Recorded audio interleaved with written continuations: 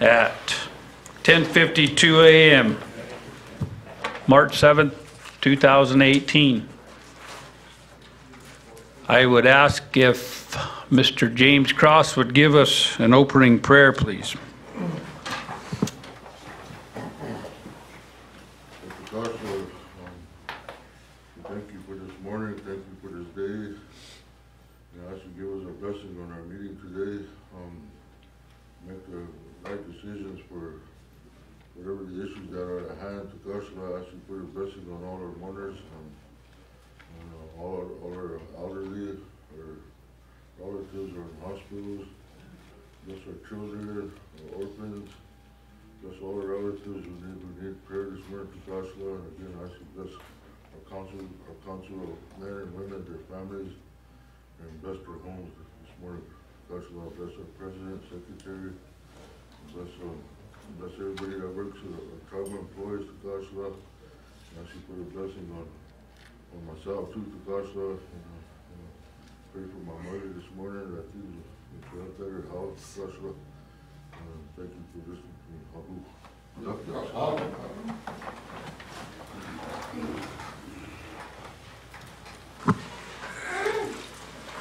Thank you for that, James. Philip, would you give us words of encouragement, please?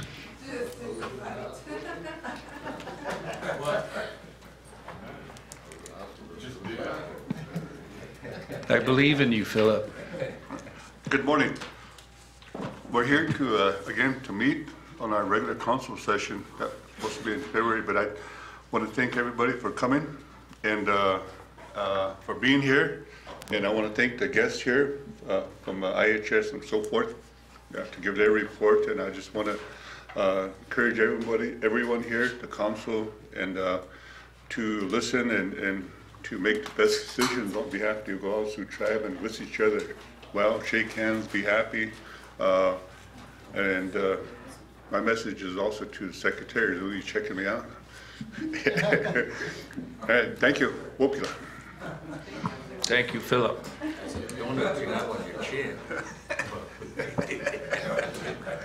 With that, we'll now have roll call, please.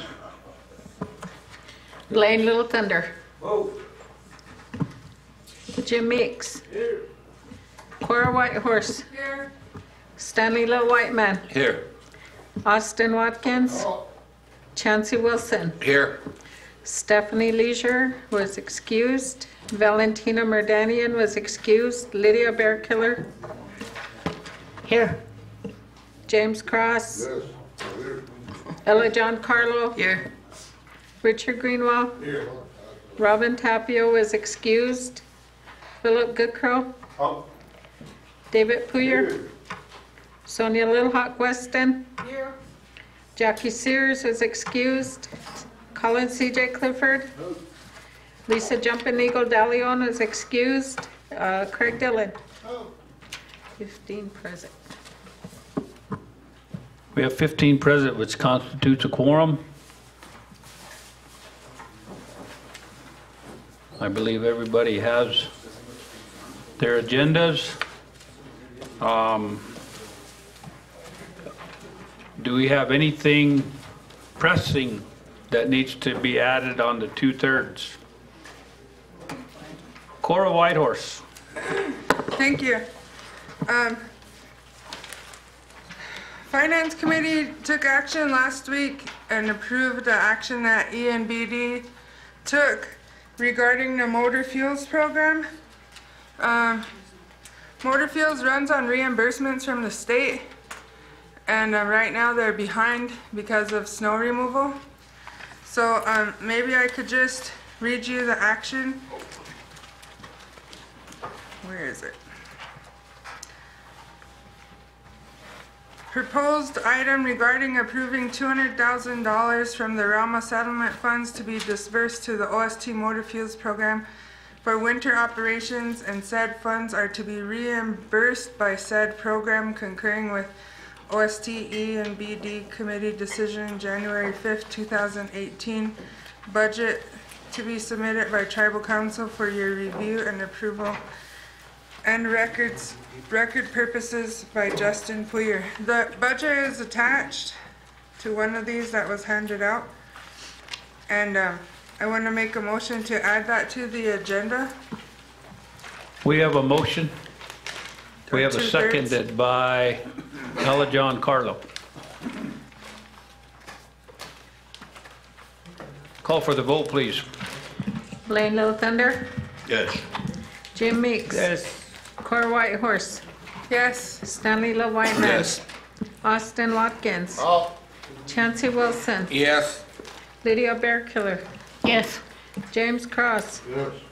Ella John Carlo, Yes. Richard Greenwald, Yes. Philip Goodcrow, Oh. David Puyer, Sonia Little Hawk Weston, Ha. Colin C.J. Clifford, Craig Dillon, Yes. 15 yes. Motion carried, 15 yes, 0 no. Richard Greenwald, you had your hand in the air. None no more. Dave Puyer. Good morning. The Land Committee has two. Resolution of the Oglala Sioux Tribe approving the contracting of Oglala Sioux Tribe Natural Resource Regulatory Agency Badlands Bombing Range Department to undertake the contract with U.S. Air Force through the physical agent that the U.S. Army Corps of Engineers Albuquerque District for 3 years. With that, I so move. Motion by Dave Puyer, seconded by Austin Watkins. Call for the vote, please. Blaine Little Thunder, Oh. Jim Meeks, Yes.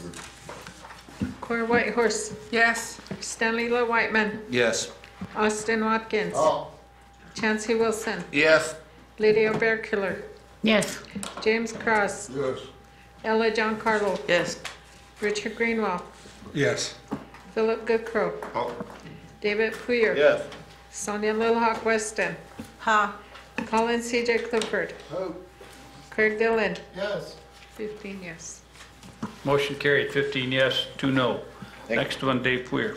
Resolution of the Oglala Tribe Council, Oglala Sioux Tribe approving the recontracting of the Oglala Sioux Tribe Natural Resource Regulatory Agency Badlands Bombing Range Department to undertake the fixed price agreement with the U.S. Army Corps of Engineers Omaha District in an amount of $217,000. With that, I so move. Motion by Dave Puyer, seconded by Chancey Wilson. Call for the vote, please. Blaine Little Thunder, Oh. Jim Meeks, Yes. Cora Whitehorse, Yes. Stanley Lil Whiteman, Yes. Austin Watkins, Chancey Wilson, Yes. Lydia Bearkiller, James Cross, Yes.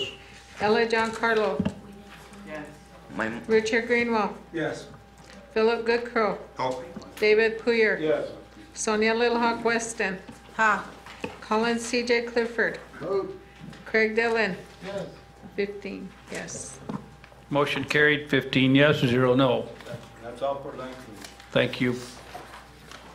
Economic and Business Development Committee.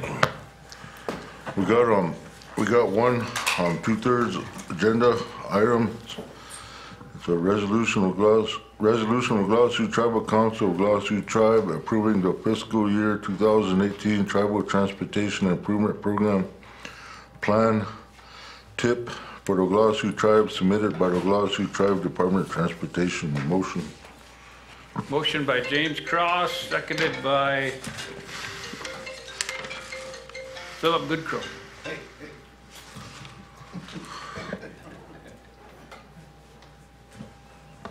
Blaine Little Thunder, Call for the vote, please. Jim Meeks, Yep. Cora Whitehorse, Yes. Stanley Lil Whiteman, Yes. Austin Watkins, Chancey Wilson, Yes. Lydia Bearkiller, Yes. James Cross, Yes. Ella John Carlo, Yes. Richard Greenwald, Yes.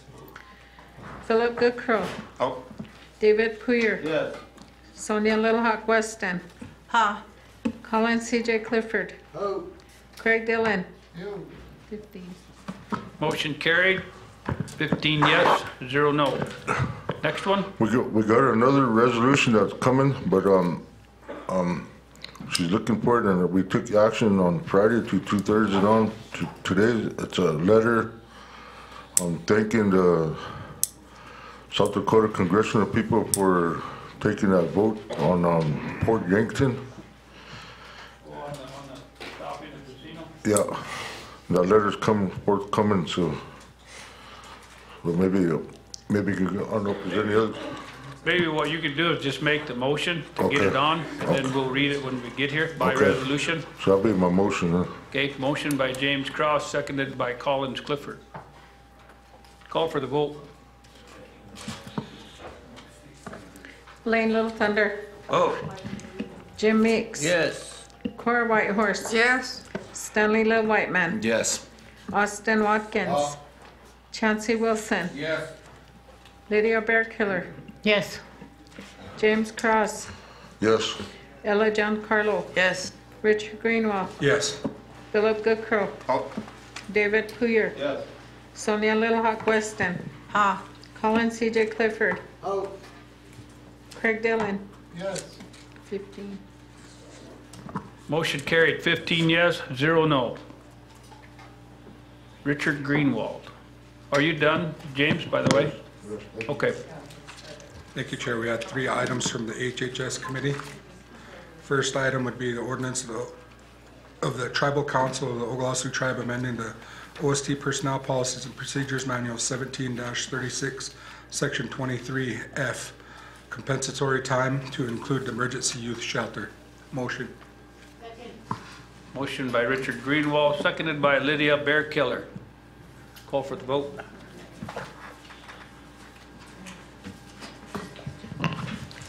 Blaine Little Thunder. Oh. Jim Meeks. Yes. Cora Whitehorse. No. Stanley Little White Man. Yes. Austin Watkins.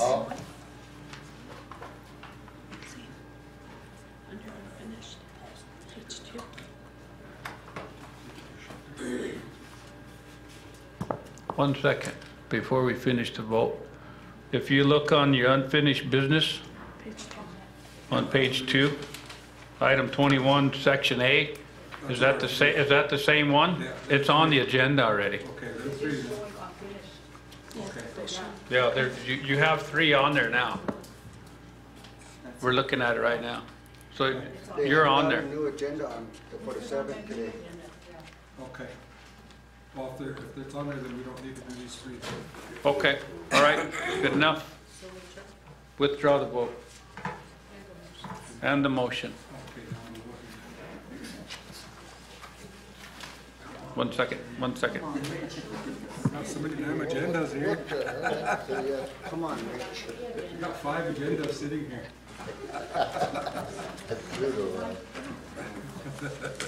If you would come to the meetings, we wouldn't have that problem. I'm just kidding you. Sonia Weston.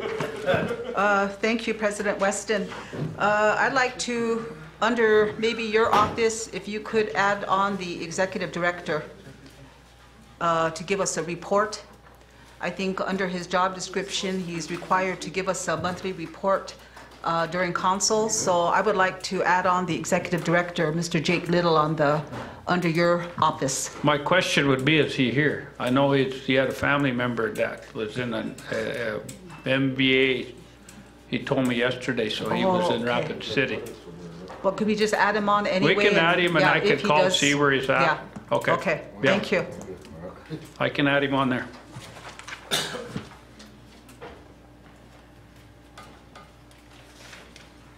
Anything else? Anybody? Committees? Dave, for your motion to approve the agenda.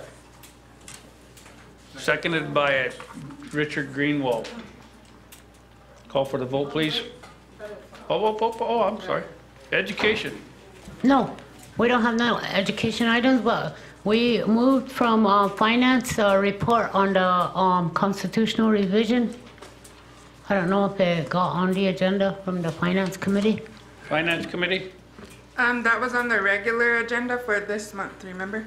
At the end of this month? For the coming month, Yeah. for the month of March. Yeah, Okay. not this meeting, because this is still February. Yeah, this is the February meeting. Okay? Call for the vote, please. Blaine Little Thunder. Oh. Jim Meeks. Yes. Cora Whitehorse. Yes. Stanley Little White Man. Yes. Austin Watkins. Chancey Wilson. Yes. Lydia Bearkiller. Yes. James Cross. Yes. Ella Giancarlo. Yes. Richard Greenwald. Yes. Philip Goodcrow. David Poyer. Sonia Little Hawk Weston. Ha. Colin C.J. Clifford.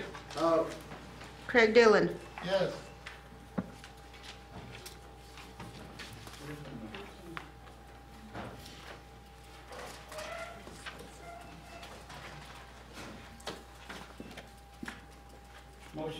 Motion carried to approve the agenda. 15 yes. With that, we are ready to move forward. Our first item on the agenda, Aberdeen Area Indian Health Service, Mr. Mark Mearsman.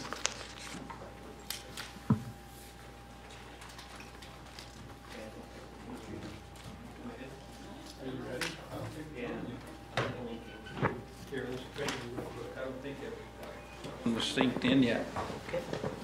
Thank you, appreciate it. Okay, good morning, everybody. It's good to be here with you, provide you an update on the Pine Ridge Service Unit with my report. As Jackie passed out, she's with me here, of course, this morning.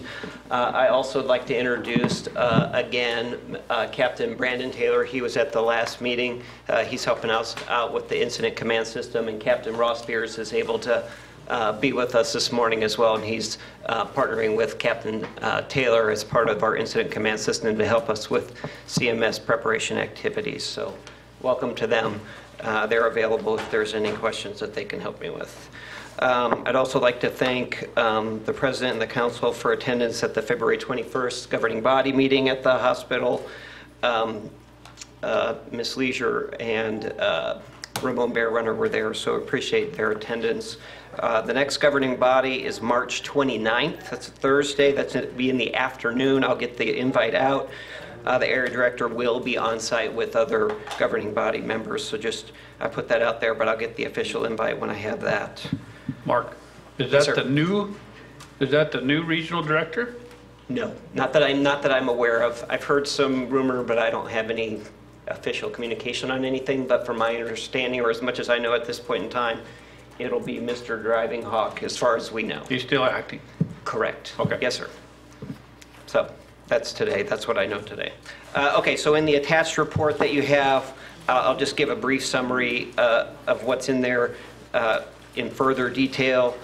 These topics, the first one up is our CMS recertification plan. This goes over and covers the critical areas of our plan to include leadership, communication, operations, quality of services, and our compliance programs. That's what we're focused on. That's what our plan is anchored around.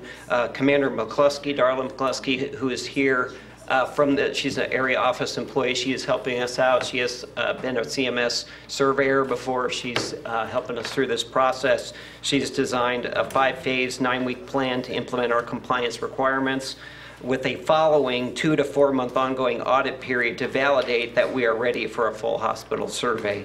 This is a comprehensive end-to-end plan and approach to preparing for the survey. There is also a meeting next week with the area director in Rapid City. I think it's after the Great Plains Tribal Health Chairman. Do I have that correct? That meeting, it's on Wednesday the 14th to discuss and finalize this plan. So I think what we have in place is good, but we're going to finalize the plan and the timeline for the survey. When CMS was here about 3 weeks ago, to kind of recertify us from the October, not recertify, so I shouldn't say that, to revisit from the October visit and clear us from the action they took then. They did indicate that the time period in the run-up to the survey is kind of in our discretion. We can go to them whether we want 120, 150, 180 days or longer. So we're going to finalize that next week, and we'll be working and communicating that to CMS. I'd specifically like to thank and just notate for everybody's, for the record, a huge thank you to Captain Taylor. He's leaving us a week from Friday. Captain Spears will be with us through the end of August. Commander McCluskey will be here through the end of August and or whichever comes first, CMS certification or the end of August. Lenora Little Deer, who's been our acting DON and will continue on for about another 3 to 4, maybe 5 weeks.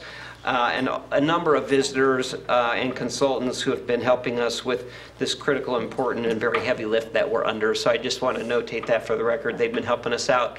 They're a great addition, great mentoring, great coaching, great help in all these efforts. So I can't really thank them. Since they're here, I'll look at them and you'll take the thank you for the entire team of folks that have been here, but they're doing a great job with us tonight, and I think working well with the service unit across the board on everything. So their work is critical to our success.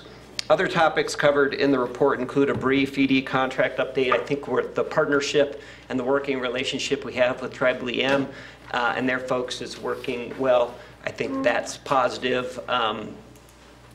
We appreciate their support and all the work they're doing supporting our ED. So kudos to them, as well as a detailed facility management projects update, as well as our standard scope of services information. So that's the sort of the content of my report for you to read at your discretion, and I'm available for any additional questions or comments as needed.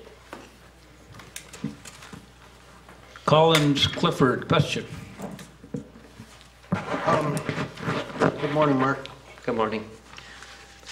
In your report, I don't see no type of dollar amounts, and if there was any that was put in here, including I was reviewing the email that you sent out. If we're lacking in dollars, how come we're not requesting more dollars for our hospital?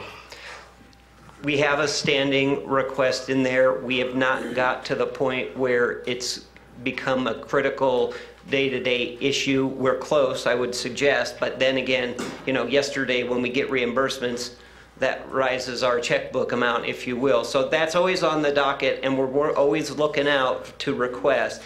And we do provide on a monthly basis at the governing bodies what our loss is. Now, there's a little bit of elasticity there that we're working through, but when money comes in, we do have money available. So we haven't had to make a specific request yet, but I think we're close. I think that we need to make that specific request so that we could get more people out there getting help and joint replacements and things of that nature. I mean, if we're constantly waiting on a reimbursement and riding on that dollar. I was in Washington and Indian Health Service failed to represent hospitals throughout Indian country in a decent way without asking for no money at all. So let's get that ball rolling and get that request in. We want that money. We need that money. Our people do. Mark, you understand what I'm saying on that? Yes, sir. I know exactly what you're saying. I think next week when we come together on the Wednesday will be the perfect time to address that face-to-face, because I think that's where we get the most success versus an email or a phone call, but we'll address that. Okay, and I'll express the concern to the council. That's what I'll do. It won't just be me asking for money. I'll be expressing the concern that you're bringing up. Right, just tell them I want more money. We're behind you, okay? I appreciate that. Yes, I'll bring that up. Yeah, thanks. Thank you. I appreciate that, CJ. Thank you very much. CJ, I'll make sure that you go with him. That would be good. I think it's at Sioux on Wednesday. Yeah. Dave All Poyer. welcome. I guess the question that I have, but I think we need to, my question, I think we need to be in the executive session on it for Mr. Mearman. But at the end, if he's somebody else. When we're done. Yeah. When we're done going through the questions, you want to, okay, all right, we can do that. Next we have Richard Greenwald. Mike's on, there you go. I just wanted to touch a little bit about the budget stuff.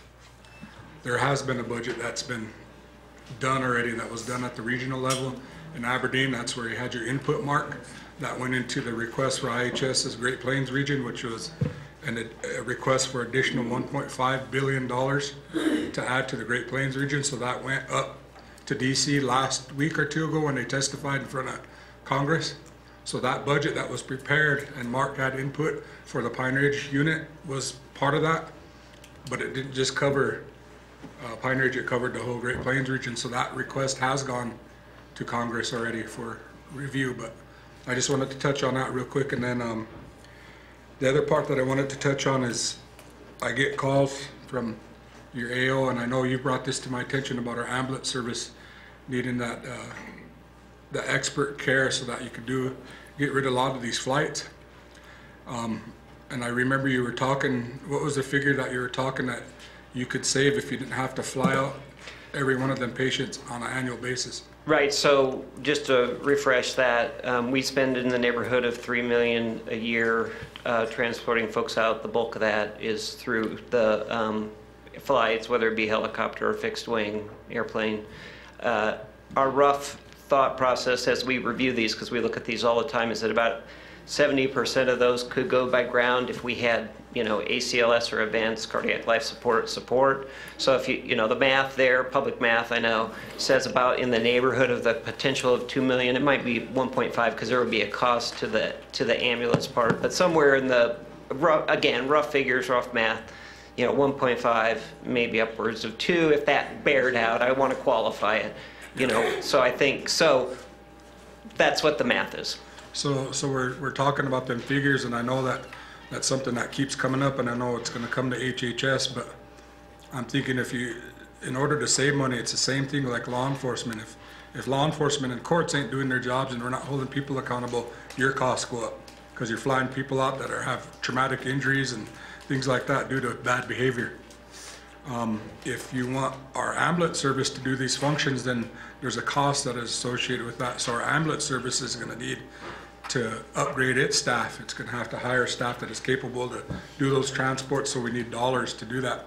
It might cost IHS maybe $400,000 a year to get that staff and that capability up, but in the long run, you're still going to save yourself close to $2 million a year by having that service available. So I think when we sit down, I think if you're AO and you guys could sit down with our HHS and our ambulance office and start discussing how we're going to address that would be helpful. And then there was somebody brought to my attention, and I don't know if there's any truth to it or not, that they were talking about defunding the ambulance program. Have you heard anything like that? I have not heard anything like that. It just out of nowhere it came, and I was like, well, how are they going to, well, they'd be reimbursed, everything would be reimbursed like a Medicaid thing, but I didn't hear no more about it, and I wanted to ask if you heard anything. No, I haven't heard anything. Well, but just as a sideline to that, we're going to set up a meeting a week from Friday. We're going to try and do it on a regular once a month, probably Friday afternoon right after lunch. So we'll get the invite out. Okay. So a week from Friday. Okay, thank you. Thanks, Richard. Chauncey Wilson. Good morning, Mark. How are you? Good. Good, thank you. Once again, I appreciate the weekly reports you send out on the email. That kind of keeps us updated. And my question is, I brought it up last month about 400,000 borrowed from Kyle and 100 and some thousand borrowed from Wombly, and I was just wondering if there's any light at the end of the tunnel when them clinics will be repaid. If CJ comes to next week's meeting and helps me out, yes, there is light at the end of the tunnel. No, I'm just kidding you, CJ. I'm sorry. I don't have any specific. I appreciate you bringing that up and keeping me honest, right? Because that's important. And I want to be as transparent as possible. I do not have a light at the end of the tunnel. We're caught up in a little bit of a crunch right now that we need to work through. I think next week's our window of opportunity to do that face to face. But it is always on my radar screen, and I hear about it regularly, and that's good. Again, transparency and keeping me honest.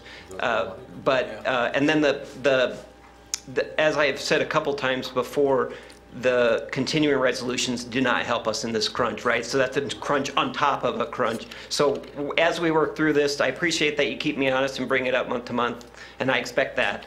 But I don't have any specifics right now. Okay, I'll just let you know I'll ask in April too. No, that's perfect. I appreciate that. Thanks. And I expect it. Thank you. And June and July and August and September. Right. Sonia Weston. Till we balance the books. Thank you, President Weston. I guess, good morning, Mark. Good morning. I just want to thank you for the reports that you've been emailing us to, emailing the council and keeping us updated on what is happening within the Indian Health Service. I guess my question is, since our certification with CMS has been kind of put on hold here, and I know a while back you said we have money there that's going to kind of carry us for a while. How does that look now? Because I know that we're probably not able to bill for Medicaid or even private insurance. I'm kind of wondering, how is the hospital looking financially, right now? Right, so that gets at a little bit of what I talked about with CJ, and we're at the beginnings of this, we do this crunch that we're running into, and it is, and it kind of changes or can change week to week with the reimbursement level, whether it's higher or lower. So it's highly dynamic and somewhat difficult to answer your question, and I want to be as transparent as possible, but it's also kind of challenging to not know what's going to come in every Tuesday, right? So we had a little bit of a challenge, and the area supported us with some money a week ago so we could continue purchasing. We had some reimbursements come in yesterday, so that helps us out.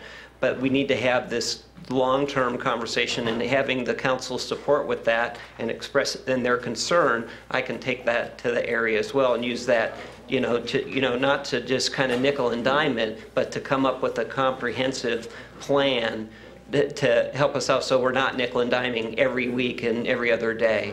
And that's what I think face-to-face next week we can accomplish. So I don't have a specific answer, but we are in a little bit of a crunch, but it can change week to week. We could get a huge reimbursement that would take us for a while, or we get a small one and then we're back into a little bit of a crunch. So I don't know what comes in week to week. It's not projectable like that definitively because we work through the area on that. So I know that's not the best and most specific answer, but that's where we're at. But I need to take the window of opportunity next week with the face-to-face meeting with the area, and we've got to come up with a more comprehensive approach as opposed to nickel and diming and being reactive instead of proactive.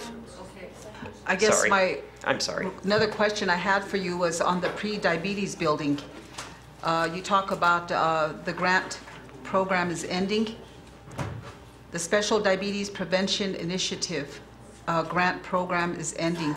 And the program had prior year grant funding to spend and chose to purchase a modular building to continue to provide diabetes prevention, education, activities in the future. The building is on site. It seems like everything is done, furnished. So what's the future for that building? Is it gonna, because I know that Special Diabetes was on the chopping block. Right, They were gonna cut the funding, and I don't know if the funding was cut or if it's, as part of the budget, President's budget, but I guess I'm just kind of wondering what's going to happen with that. Is that going to continue? I understand what you're, yeah, I guess I needed to know what. So for the specific money, I'll go to Joanne Lehner and our money folks and get a specific answer, and I'll get it out in this week's email update. But the building is up and running. We haven't done an official opening. They are working out of it. They're building the programs. I've got a very detailed timeline. I'll add that to the plan and timeline from the diabetes folks. I'll work with Joanne Lehner, and I'll get a money update as well as sort of the diabetes program, prevention plan program details and plan out this week in the email. Okay. To answer, and that'll help. That'll be more specific than what I can just draw from memory. Okay, thank you. Okay. I am going to declare executive session at 11:26